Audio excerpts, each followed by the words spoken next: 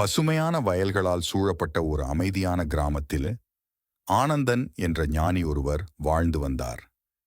குற்றமற்ற குணம் மற்றும் உண்மையின் மீது அசைக்க முடியாத அர்ப்பணிப்பு ஆகியவற்றால் அறியப்பட்ட ஆனந்தன் தனது சமூகத்தில் ஞானம் மற்றும் நல்லொழுக்கத்தின் கலங்கரை விளக்கமாக இருந்தார்.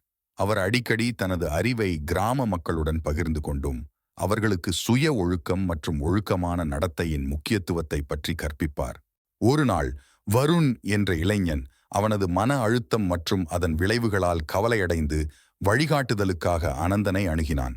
ஐயா, நான் என் புலன்களை கட்டுப்படுத்த போராடுகிறேன். அடிக்கடி பொய்களிலும் வஞ்சகத்திலும் சிக்கிக்கொள்கிறேன். நான் எப்படி அமைதி மற்றும் மரியாதையுடன் வாழ்வது என்று கேட்டான்.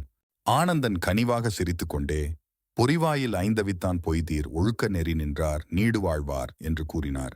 வரும் ஒன்றும் புரியாமல் நின்று கொண்டிருந்தான். அவனின் குழப்பமான முகத்தைக் கண்ட முனிவர் இக்குறளின் விளக்கத்தை கூறத் தொடங்கினார்.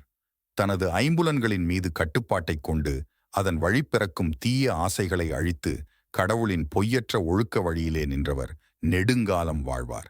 சுய ஒழுக்கம் என்பது வஞ்சகத்திலிருந்து விடுபடுவதற்கான திறவுகோல் மற்றும் நீடித்த நல்லொழுக்கத்தின் அடித்தளமாகும். மாற வேண்டும் என்று தீர்மானித்த வருணன் தன்னடக்கத்தையும் கவனத்தையும் கடைபிடிக்க ஆரம்பித்தார். அவர் தினமும் தியானம் செய்யத் தொடங்கினார். சுவாசத்தில் கவனம் செலுத்தி மனதை அமைதிப்படுத்தினார். எவ்வளவு சவாலாக இருந்தாலும் உண்மையை மட்டுமே பேசுவேன் என்றும் நேர்மையான வழியில் செல்வேன் என்றும் சபதம் செய்தார். காலப்போக்கில் வருணின் முயற்சிக்கு பலன் கிடைத்தது. அவர் மிகவும் அமைதியானவராகவும் அவரது மனம் தெளிவாகவும் அவரது செயல்கள் சரியாகவும் மாறியது. நேர்மைக்கான அவரது நற்பெயர் வளர்ந்தது.